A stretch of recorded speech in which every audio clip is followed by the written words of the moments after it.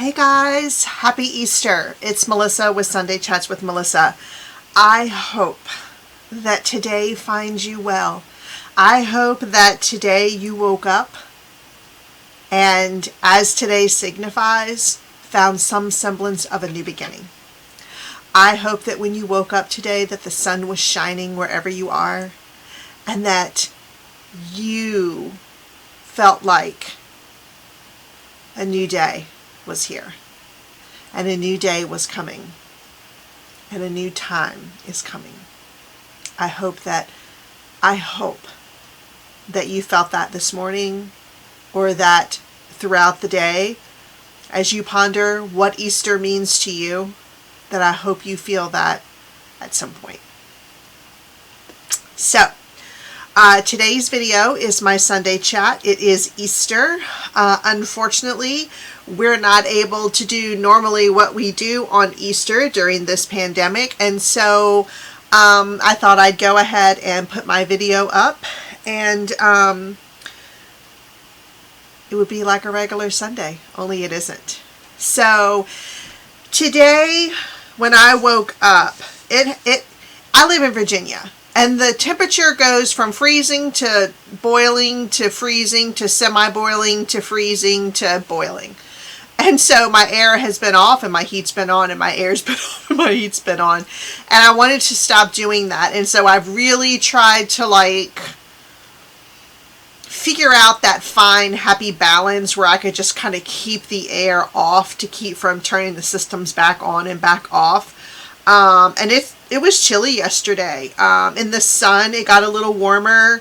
So I spent some time outside in the sun and it was really nice. And then today is supposed to be significantly warmer. And so I'm very happy about that. But it's still chilly, so I still have on long sleeves.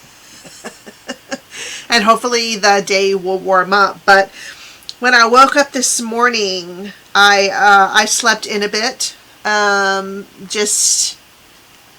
just slept in a bit. I didn't have a reason to hop up. I didn't have a reason to jump out of bed early and go to a church service because, to be very truthful, I haven't been to a physical church in a long time. And one popped up on my Facebook today that I used to attend a long time ago. It was actually the first church I ever attended as an adult. Where I actually was involved and part of the ministry, and it popped up on my screen today, and I was a part of that church and the part of the workings of that church for a lot of years. And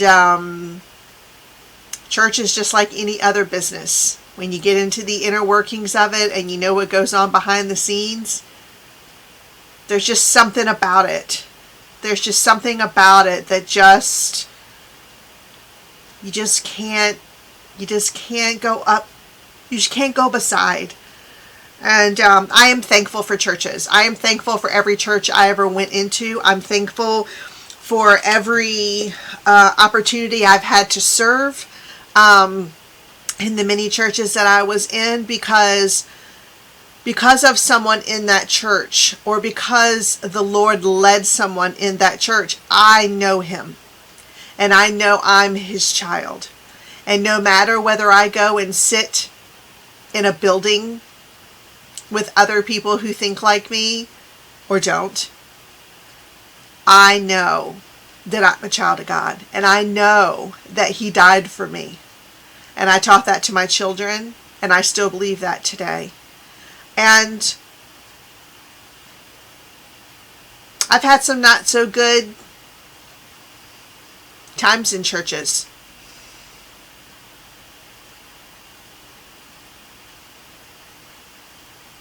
And people are people, and people are running those churches. And so I say to you, however you need to meet Jesus, however you need to have a relationship with him, you figure that out. That's a personal thing. I'm certainly not going to tell you how to do that. I am searching for a church. There's one that's being built really close to me that we visited and we really liked. And It is my intention when that building is done and when we can go back out into the world to visit there again and see if I can't find my place there again. But in the meantime, I have not forsaken him. I have not forgotten what he has done for me. I do not forget the blessings that he gives me day in and day out that I don't deserve. I don't. I don't talk to him as much as I used to. And a lot of that comes from hurt. And a lot of that comes from busyness to forget the hurt. So anyway, I wanted to read you one of the passages that really, when I heard it, set with me. And it is Isaiah 53:4. And Isaiah prophesied this long before Jesus ever came. He prophesied exactly what he was going to do for us. And this is what it says. Isaiah 53:4 says, "Surely he took up our infirmities and carried our sorrows, yet we considered him stricken by God, smitten by him and afflicted. But he was pierced for our transgressions, he was crushed for our iniquities, and the punishment that brought us peace was upon him, and by his wounds we are healed."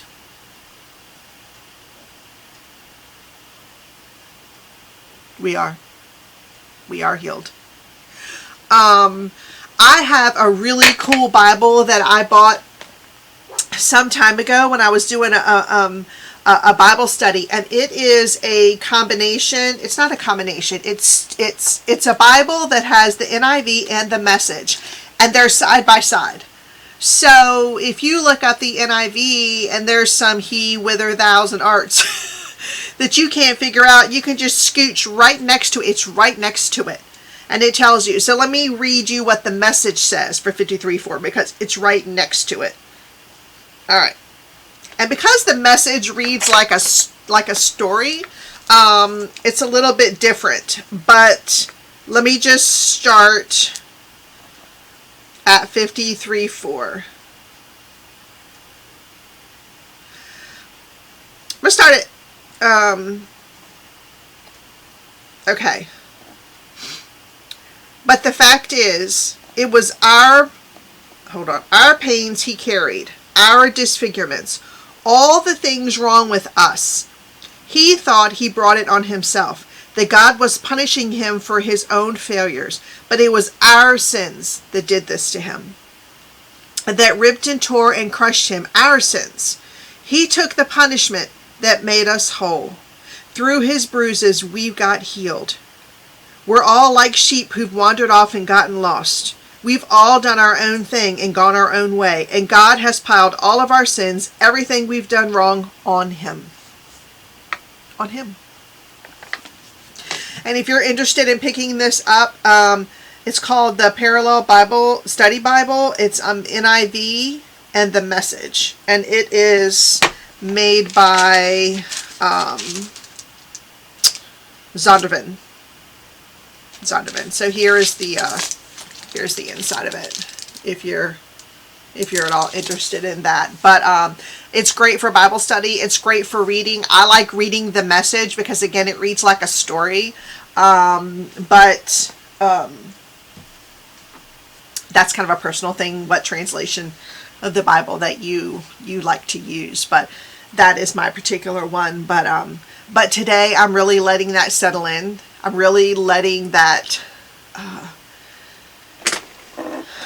that wisdom that I already knew, that wisdom that I already had, that knowledge that I knew, I'm really letting that settle in today and trying to just let that permeate all things. And if you don't follow me on Instagram, you can go give me a follow at Sunday Chats with Melissa. And I try to post things that are uplifting and that can help with our wellness. I've steered a little bit away from beauty just during this pandemic because I just feel like we need something different.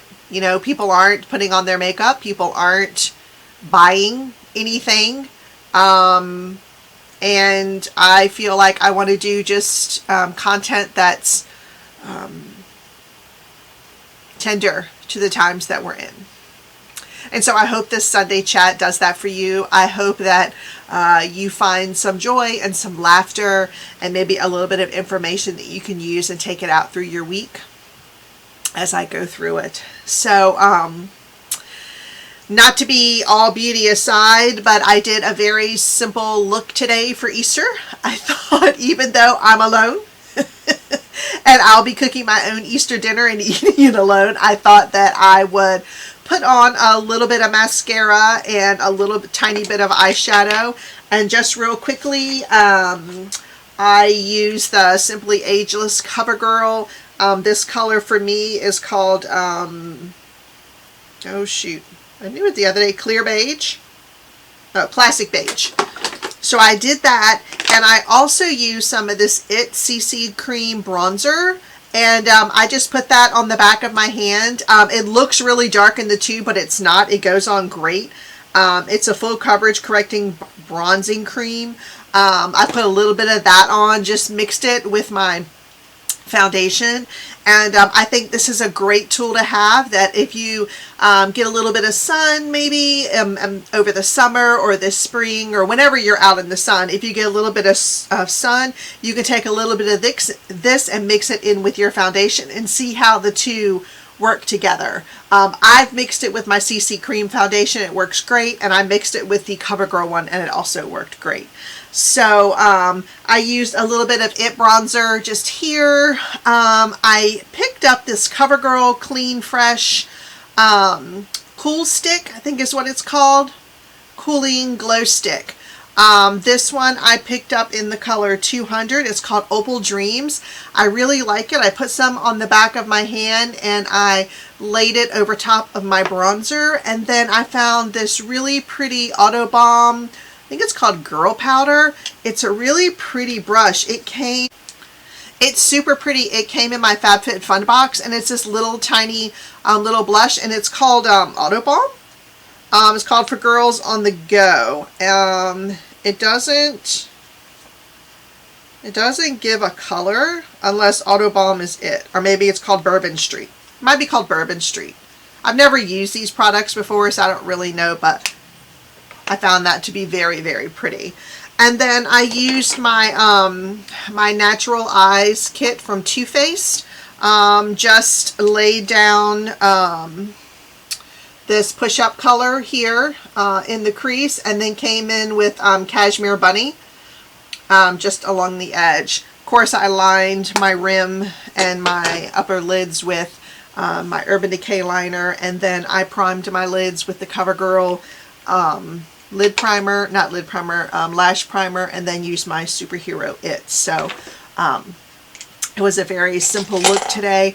For my lips, I used this NYX Dirty Talk lipstick, which I think is beautiful. I bought this not too long ago. It's a tiny bit drying, but I love the color. And so what I did was I topped it with one of my Fenty lip balms in the color, oh my stars, hold on. Pretty Please. So I love these Fenty lip balms. I bought a whole set of them a while back, and I just love them. They are glossy and they're not sticky, and they come in beautiful colors, and of course the names are amazing. I also bought Sweet Mouth in the full-size version of that because it's just the all-around lip gloss to have. You put that on top of anything and that'll make magic happen.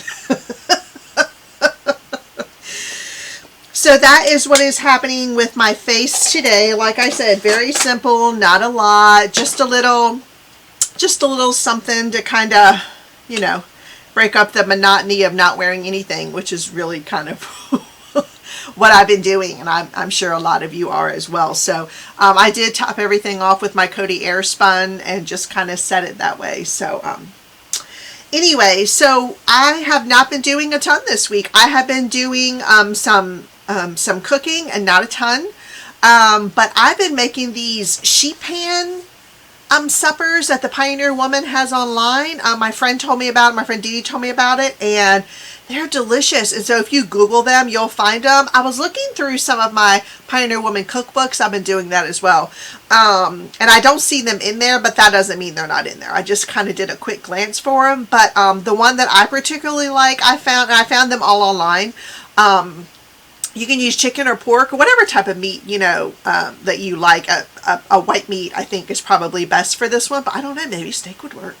But you do some balsamic vinegar and some olive oil and some spices, and then you take half of that and you put it in a Ziploc bag with your meat, and you allow that to kind of sit for a little bit.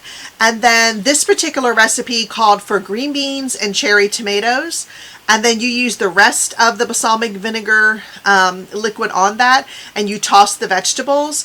The first night I made it, I didn't have green beans. I had a zucchini, and I had some onions, and I had something else. A turnip, maybe? Some other type of root vegetable. Oh, I had carrots. And I did cut up a little small turnip in there too. And I tossed that, and I threw all that on the pan. And this particular recipe also calls for using bread, some kind of like brioche bread or some kind of really dense bread that you toss also, and then you toss that in the liquid, and like halfway through the cook time you put it on your sheet pan. But I didn't do the bread. I don't eat a ton of bread, and so what I did was I just cooked some jasmine rice and then just tossed a little bit of that in there, and that really wasn't necessary. It was plenty delicious by itself, and you cook it at like 350 or 400 for, I don't know, it's not long, 10-20 minutes. I get it until your meat is done. So however thick your cut of meat is, mine are usually pretty thin, because I just tend to purchase them that way, but it is delicious. And I cook in my toaster oven more than I cook in my big oven, just because why heat up the whole house? It heats up the whole house anytime I do anything in that oven. So so it's just enough for like 2 meals. So it's really, really good. So I've been doing that. And then hold on, let me get this stuff up here so I don't have to bend over as much. Oh. Another thing that I bought several years ago is this Inspiralized cookbook. It's how to make zoodles out of different vegetables, and there's so many that you can do. I have a spiralizer that I just picked up from Amazon, like a plastic one. I also have the attachment kit for my KitchenAid mixer, which I've never used just because I keep the mixer stored on top of my refrigerator, and just to get it down, I don't have it in me. Somebody wants to come over and get it down for me and help me spiralize some vegetables out. But this is a great cookbook with so many different ways to use zoodles. And one of my favorite recipes is just taking squash and zucchini and spiralizing it. And then I just put that in the bottom of my pan, and then I cut up an onion, and I do a can of tomatoes, and then I do pepperoni, or you can do sausage, or whatever type of kind of, what do you call that, cured meat. And then if you're eating cheese, you can put cheese on top of it. I've done it with and without. And then I bake it. And it is delicious. It's delicious. It's one of Jess's favorite meals that I cook. You can also add some beans for some protein if you want. I've done it without because I stopped eating beans a while back when I did Whole30. So, but you can put black beans in there, or white northern beans, and it's really, really good. So I've been doing that. I did bake some brownies, which was a mistake. Because then I felt the urge to eat them before they went bad. So I did do that. But as far as like baking kind of a lot or anything else, I haven't been. I haven't been. I have been doing this Virginia Hospitality book. I've had this for years, and it has some of the best recipes in there. I want to say it's put out by the Junior League of Hampton Roads. But it has amazing recipes, and one of my favorite recipes is this cake. And you would think that the page would be dirty from it now, but it is a coffee cake. Hold on, let me find it really quick. And when my mom passed away, my friend brought this over to me, and it was warm still in aluminum foil. And I have made that cake, I can't tell you how many times since then.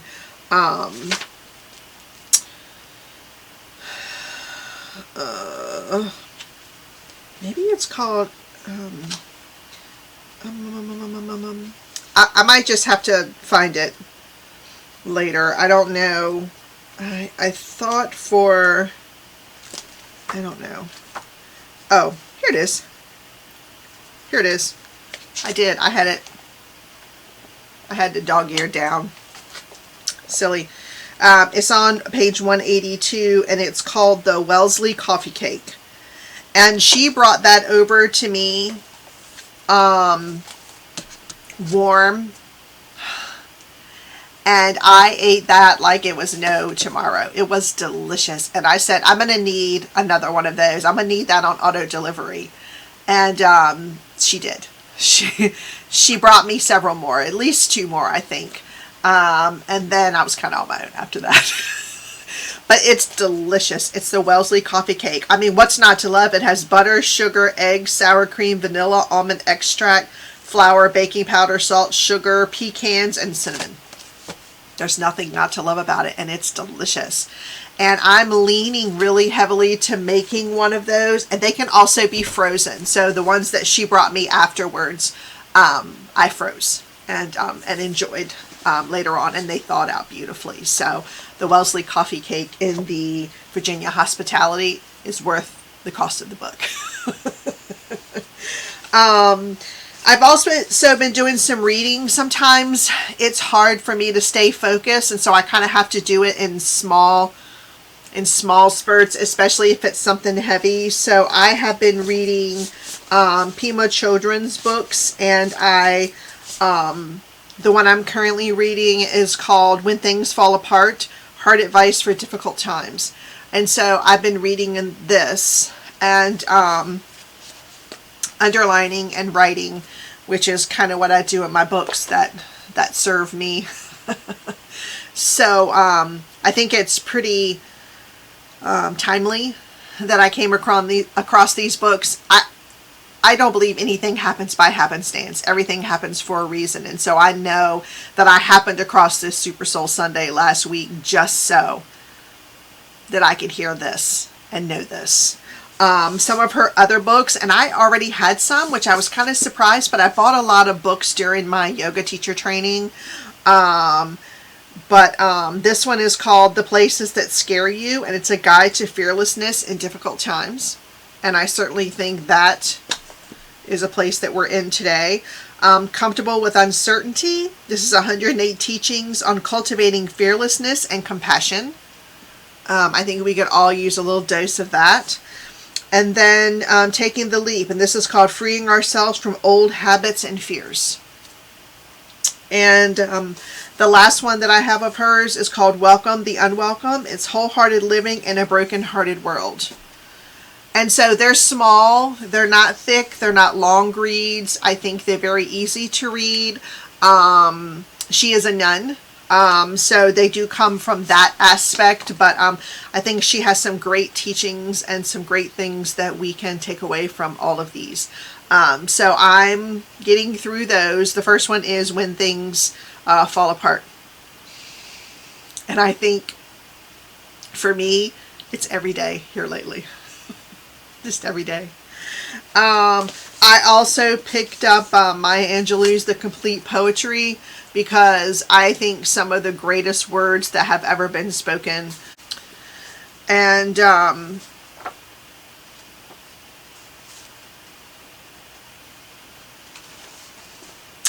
just think her poetry is beautiful, and it's nice to just be able to open up and just read a little something and then go about our day and just kind of keep that tucked in. So this one's called Remembering by Maya Angelou. It says, soft gray ghost crawl up my sleeve to peer into my eyes, while I within deny their threats and answer them with lies.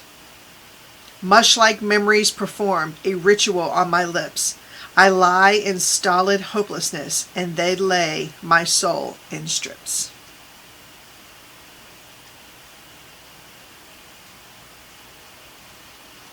How those little ghosts creep up on us. How they creep up on us. And we tell them, no, sir, not today. Not today. And sometimes they get us. Sometimes those emotions that we can't walk away from, sometimes those memories that foreshadow everything else that made the reasons that we made the choices that we made. Sometimes those creep up on us. And sometimes we have to let our heart step aside.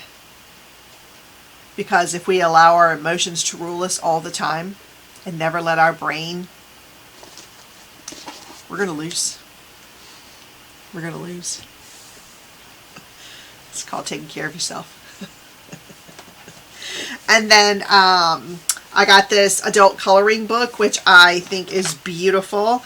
And I've started one of those. Again, it's an attention span thing for me. I just have a lot going through my mind and a lot going through just day in, day out stuff that I'm not as focused as I normally am. But I am able to listen to some books. And I mentioned earlier that I was listening to Alicia Keys' book, which I think is absolutely beautiful. It's called More Myself. It is a beautiful book, and this one happens to be read by her. I also have Valentine ready, and then there was another one that I got on Oprah's recommendation. It's called Hidden Valley Road.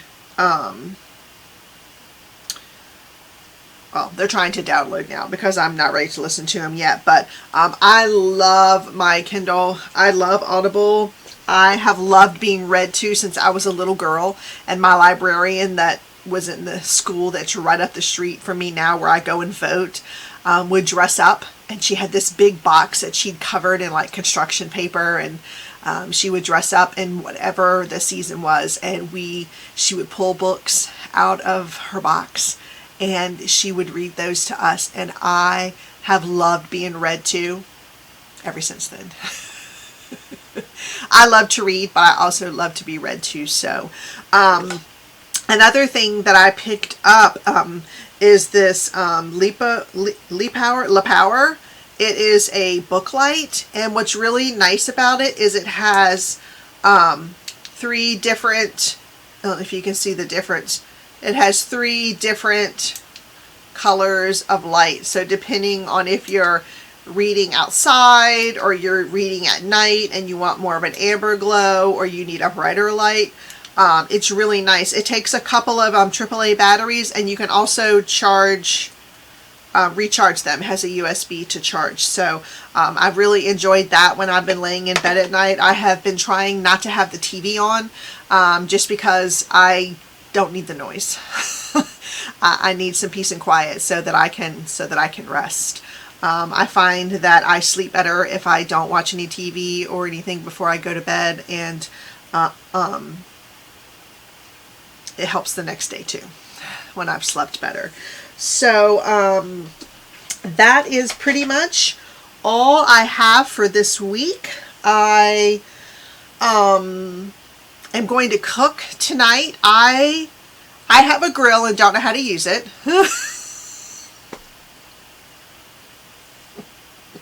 It's a gas grill.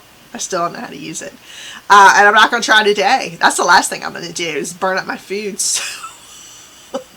So I've never cooked a steak because I don't know how.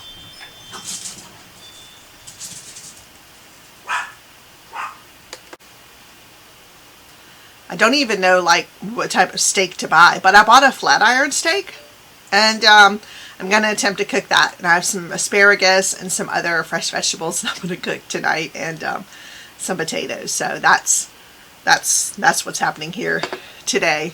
And before I let you guys go, I wanted to read you a little something, as I normally do, before we part, and just kind of something to keep in mind.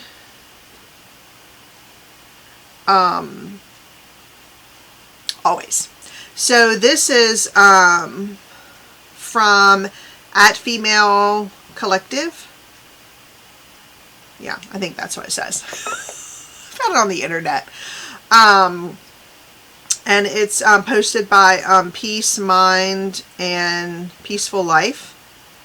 So let's just finish up with a little something that just kind of will give us something to think about this week. Let's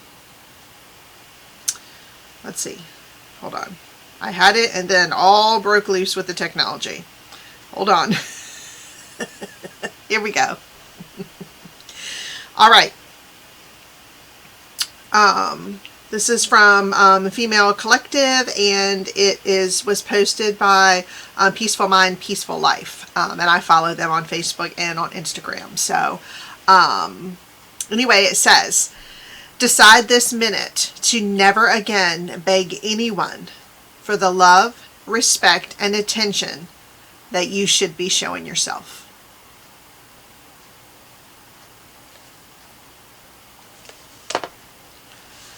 I mean, let's face it. If you're not considerate of yourself, if you don't love yourself fully, if you don't speak kindly to yourself in thoughts or out loud or to other people, how on earth are you going to find somebody who will? Right? So I say to you, be kind to yourself. Love yourself. Don't talk ugly about yourself, no matter what.